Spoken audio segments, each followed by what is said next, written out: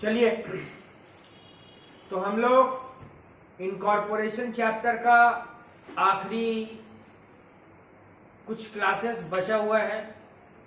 अपना incorporation chapter खत्म हो जाएगा, ठीक है। और 2-3 वीडियो लगेगा, इनकॉर्पोरेशन खत्म। आज का क्लास में हम लोग 3-4 इंपॉर्टेंट सेक्शन, हाँ इंपॉर्टेंट भी है, लेस इंपॉर्टेंट दोनों है, ठीक है ना, पढ़ेंगे।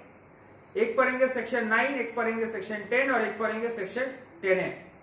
3 सेक्शन पढ़ेंगे, बढ़िया से देखिएगा। इंपॉर्टेंट भी है और कुछ लेस इंपॉर्टेंट भी है। लेस इंपॉर्टेंट इसलिए बोल रहे हैं क्योंकि सारा सेक्शन में जो बात लिखा हुआ है आपको पहले जब लॉ पढ़ाया जाता था तो बताया जाता था, अब वही आप सेक्शन में देखोगे, ठीक है ना। तो सेक्शन 9 में आते हैं। एक बार सेक्शन 9 जो आपके पास नोट्स है सामने रखिए। Section 9 effect of registration. देखो ये सिंपल सा बात है, आप लोगों को पता ही होगा इतना लॉ का क्लास करने के बाद की कंपनी जब भी खोलो तो कंपनी को दादा क्या कराओ, जरूर रजिस्ट्रेशन कराओ। बिना रजिस्ट्रेशन कराए आपका कंपनी एग्जिस्ट नहीं कर सकता है। From the date of incorporation, incorporation के डेट से mention in the certificate of incorporation. Incorporation कब हुआ, ये कहां लिखा हुआ है, आपका जो कंपनी का COIS है, सर्टिफिकेट ऑफ इनकॉर्पोरेशन, उसमें लिखा हुआ है such subscriber to the memorandum and all the other person as may from time to time become member of the company shall be a body corporate by the name contained in the memorandum। Company incorporation होने के बाद body corporate बनता है, ये बात आपको पता ही होगा। अच्छा, फिर लिखा हुआ capable of exercising all function of an incorporated company. एक कंपनी जब इनकॉर्पोरेशन करवा लेता है तो कुछ कुछ उसका अपना कैपेबिलिटी आ जाता है। जैसे कि कंपनी में परपेचुअल सक्सेशन है, पता ही होगा परपेचुअल सक्सेशन का मतलब 10 मेंबर है, एक मर भी जाएगा तो कंपनी चलेगा, कोई दिक्कत नहीं। 10 मर जाएगा तब भी कंपनी चलेगा। कॉमन सील, देखो कॉमन सील अभी मैंडेटरी नहीं है, आप इस्तेमाल कर भी सकते हो, नहीं भी कर सकते हो। Power to acquire, power to acquire मतलब कुछ खरीद सकते हो, होल्ड और डिस्पोज भी कर सकते हो, बेच भी सकते हो। मूवेबल बोलो, इमूवेबल बोलो, टेंजिबल बोलो, इंटेंजिबल बोलो। To contract and to sue, किसी के ऊपर आप केस कर सकते हो, आपके ऊपर भी केस किया जा सकता है। तो यही बात सेक्शन 9 में लिखा हुआ है। तो दादा section 9 we already know about section 9। हम पहला क्लास स्टार्ट होने से पहले बता चुका था कि सेक्शन 9 में जो बात लिखा हुआ है वो आप लोगों को पता होगा, ठीक है ना, क्लियर है ना। देखो ये सारा सेक्शन आपके ग्रिप पे रहने से ना आपका जो हम क्या बोले एक औधा है ना वो बढ़ जाएगा, ठीक है ना। देखो पास सभी कर रहा है, इंटर वगैरह पास सभी कर रहा है, फाइनल पास सभी कर रहा है, लेकिन फुल्ली नॉलेज हर कोई के पास नहीं रहता है, ठीक है। क्या बोले, समझ में आया ना। तो ये सब जान के रखो, ठीक है ना। अब लॉ में ट्राई करना, कंपनी लॉ का जो सेक्शन, अब हम लोगों का सिलेबस में 1 से लेके 122 तक सेक्शन है, ठीक है ना पहले, और फिर लास्ट में कुछ डायरेक्टर्स का सेक्शन है। तो कोशिश करना ये सेक्शन सबको पढ़ने का, समझने का। सेक्शन 9 में क्या लिखा हुआ है, इफेक्ट ऑफ रजिस्ट्रेशन, ठीक है ना। अच्छा, अब कुछ केस स्टडी यहाँ पे दिया गया है। Harinagar mills limited versus Jhunjhunwala, state trading corporation versus commercial tax officer, Spencer and company limited versus CWT madrasa, heavy electrical union और स्टेट ऑफ बिहार। तो केस स्टडी समझना जरूरी है, ठीक है। केस स्टडी मेरे को अगर ऑनेस्टली पूछोगे तो केस स्टडी अपना इंटरमीडिएट के लिए जितना इंपॉर्टेंट नहीं है उससे कई गुण ज्यादा इंपॉर्टेंट है फाइनल के लिए। तो भैया अभी क्यों बता रहे, छोड़ दीजिए, फाइनल में देखिएगा, नहीं, ये गलत बात है। देखो अगर तुम इंटरमीडिएट पास कर जाते हो और फाइनल का रास्ता क्लियर करना है ना, तो अभी से प्रोविजन समझना स्टार्ट कर दो, अभी से प्रोविजन को इंटरप्रिटेट करना स्टार्ट कर दो। क्योंकि इंटर का जो सिलेबस है ना, सॉरी फाइनल का जो सिलेबस है वो इंटर से काफी ज्यादा कोरिलेटेड है। आपका अगर इंटर ठीक से पढ़ा हुआ है, केस स्टडी वगैरह आपको फॉर्म करना आता है, समझना आता है, तो फाइनल आपका दिक्कत नहीं होगा।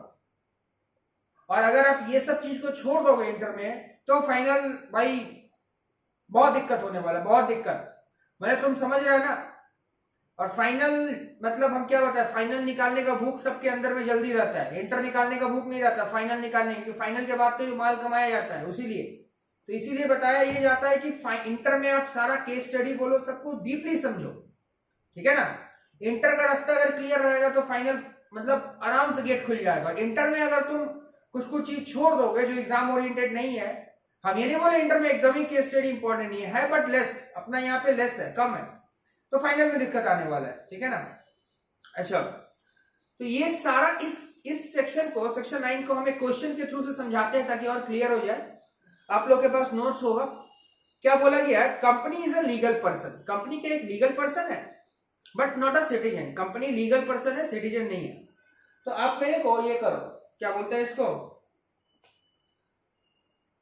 एक समझाओ, company is a legal person but not citizen, ठीक है, इसको आप मेरे को समझाओ, ध्यान से सुना, कमेंट करो, देखो क्या बोला। The given statement is absolutely correct, हाँ ये बात बिल्कुल सही है आपका, कंपनी एक लीगल पर्सन है लेकिन सिटीजन नहीं है। Correct, company from the date of incorporation mention in COI becomes an artificial person created by law. हाँ, कंपनी लीगल पर्सन नहीं, आर्टिफिशियल पर्सन बोला जा सकता है, not legal person, artificial person, company एक आर्टिफिशियल पर्सन है। कब से, जब से उसको सीओआई मिल जाता है, सर्टिफिकेट ऑफ इनकॉर्पोरेशन मिल जाता है, क्लियर है ना। अच्छा, that is valid legal person. अब इसका मतलब ही होता है वैलिड लीगल पर्सन, ध्यान से याद रखना, valid legal person, that is valid legal person. क्यों बोला जा रहा है, ध्यान से सुनना, artificial person created bye COI, ये आर्टिफिशियल पर्सन इसलिए क्योंकि इसको सीओआई क्रिएट करता है, और ये वैलिड लीगल पर्सन हो जा रहा है, ठीक है। क्यों क्यों, क्योंकि कंपनी एक बॉडी कॉर्पोरेट है, बॉडी कॉर्पोरेट है, हैविंग सेपरेट एंटिटी, इसका अपना सेपरेट एंटिटी है, कंपनी का तो ये सब फीचर है ना दादा, सेपरेट एंटिटी। अच्छा, फ्रॉम इट्स मेंबर, मतलब माने मेंबर अलग है और कंपनी अलग है, सेपरेट एंटिटी का मतलब कंपनी अलग और मेंबर, ठीक है ना, अलग है, समझ में आया बात क्या बोले, ठीक है।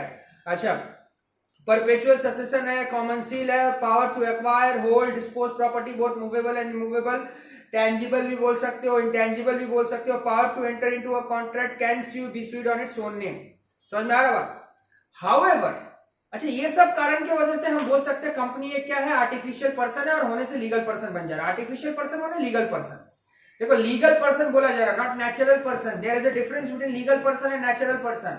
आई am not a legal person, I am a natural person, try to understand. आप लोग का दिमाग में बात चल रहा होगा कि भैया ये क्या बोल रहे हैं, लीगल पर्सन क्यों बोल रहे हैं, लीगल पर्सन, हम लीगल पर्सन नहीं है, हम लीगल पर्सन क्या है, हम कहीं खड़ा होंगे तो मेरे को क्या प्रूफ देना पड़ेगा क्या, आई एम अ पर्सन, हाँ, लीगली मेरे को प्रूफ देना पड़ेगा क्या। सामने अगर मान लो एक पागल खड़ा है, हम इंसल्ट नहीं कर रहे किसी को, एक पागल है, अनसाउंड माइंडेड पर्सन है, तो वो भी इंसान है, yes, he is mentally disturb, that is other thing, but he is a person, समझ में आ रहा बात ना। अगर आप पर्सन हो, मेल बोलो, फीमेल बोलो, और कुछ बोलो, person, but legal person means you have to prove that you are a person. So if you are a company, then you have to prove that you are a person. How can I prove that I am a person? Company ये बात बोलेगा, I have got a COI, and when I got that COI, from that date I am a legal person or artificial person. So you can say legal person is equals to artificial person. Legal person is not equals to natural person. There is a difference between legal person and natural person. Okay? Legal person और natural person same नहीं होता दादा, समझ गया। However, तुमसे जो question पूछा था क्या कंपनी लीगल पर्सन है, तो आंसर तुम इतना बता दिया, यस लीगल पर्सन है। क्योंकि कब से लीगल पर्सन है, जब से उसको सीओआई मिल गया। क्यों, क्योंकि वो एक बॉडी कॉर्पोरेट है, उसका सेपरेट एंटिटी है, परपेचुअल सक्सेशन है, ठीक है ना, ये सब लिख देना, पैरा चेंज करके जो बताया। However, it's not a citizen, citizen नहीं है, which means he does not have any fundamental right under Constitution of India granted to a citizen of India. जो अधिकार एक इंडियन सिटीजन को मिला है, कहां, कॉन्स्टिट्यूशन से, वो अधिकार कंपनी को नहीं मिला है। समझ में आया बात क्या बोले। तो ये सेक्शन 9 समझाने के लिए केस स्टडी था। अगर तुमसे पूछा जाए कि दादा कंपनी क्या एक लीगल पर्सन है, बता देना हाँ कंपनी लीगल पर्सन है, आर्टिफिशियल पर्सन है, लेकिन वो क्या नहीं है, वो सिटीजन नहीं है, क्योंकि कॉन्स्टिट्यूशन जो है ना, अपना कॉन्स्टिट्यूशन कंपनी को सिटीजन नहीं मानता है। क्लियर है दादा, ओके। अब हम लोग आते हैं कुछ केस स्टडी जो यहां था उसको एक्सप्लेन करते हैं। 4 केस स्टडी था। पहला केस स्टडी था हरिनगर शुगर मिल्स लिमिटेड, दूसरा था state trading corporation of India, तीसरा था स्पेंसर एंड कंपनी लिमिटेड, फिर नेक्स्ट था heavy electrical union of India.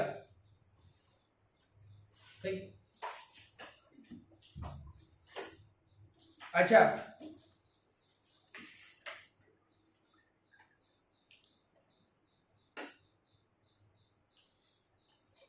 तो एक एक केस स्टडी में क्या लिखा है थोड़ा पढ़ते हैं।